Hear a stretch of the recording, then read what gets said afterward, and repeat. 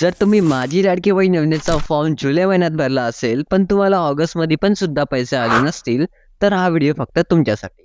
कदाचित तुम्ही या चुका केल्या असतील म्हणून तुम्हाला हे ₹3000 आले नाहीये.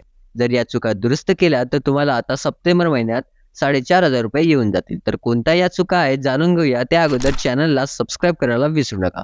तर पहिली चूक म्हणजे तुम्ही फॉर्म भरताना डॉक्युमेंट चुकीचे टाकले आहे का हे एकदा चेक करा. आता दुसरी चूक म्हणजे तुम्ही जे बँक अकाउंट दिले आहे ते चालू अकाउंट आहे की नाही हे एकदा चेक करा. त्या बँकेमध्ये देवाणघेवाण झाली असलेली पाहिजे.